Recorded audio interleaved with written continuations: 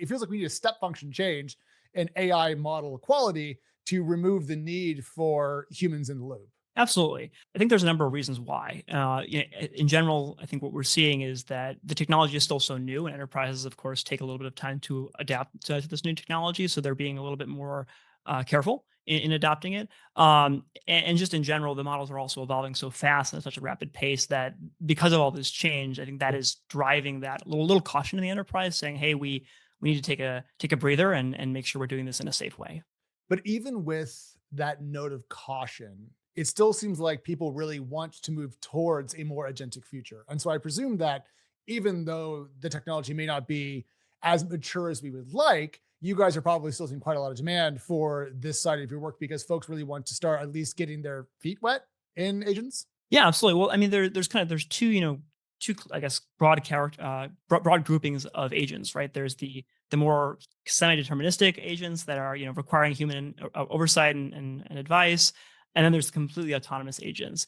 And I think what a lot of folks are starting with is the former. They're starting with these more semi-deterministic workflows, these AI workflows that they are agents, but they may require a little bit more oversight. But I think the gradual shift over the next, probably let's say 12 months will be primarily towards the truly agentic, completely autonomous future. I'm trying to figure out if 12 months is a lot of time or not very much time. Because on one hand, that's an entire year, Greg, in AI. Yes.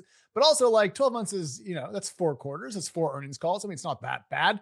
Are you content with the pace at which we're seeing the underlying AI models improve?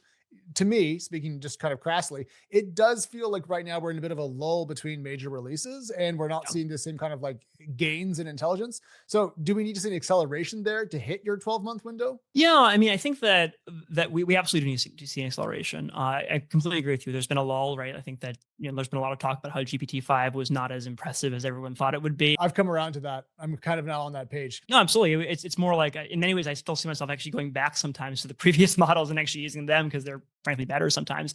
Obviously, lots of people are worried about AI coming for their jobs, and it's not entirely unreasonable, but that's not the only story. For some people, hey, AI is going to make them a lot better at their jobs. And these individuals are the ones who are going to thrive in the next wave. And they 10x their productivity. Enter Miro's Innovation Workspace. From a company that's been helping teams collaborate and brainstorm for over a decade, comes an AI-powered workspace that is not just going to take your ideas to the next level, it's going to help you progress from unstructured data and a bunch of random notes to product briefs and prototypes in just minutes. It's a solution that will keep us all organized, and it isn't just moving these things around, it's turning them into polished charts, slick diagrams, well-designed slides. It's a massive time saver. Quickly start developing your next project without spending hours perfecting the ideal question or prompt. No, your whiteboard is Miro's prompt. So help your teams get great done with Miro.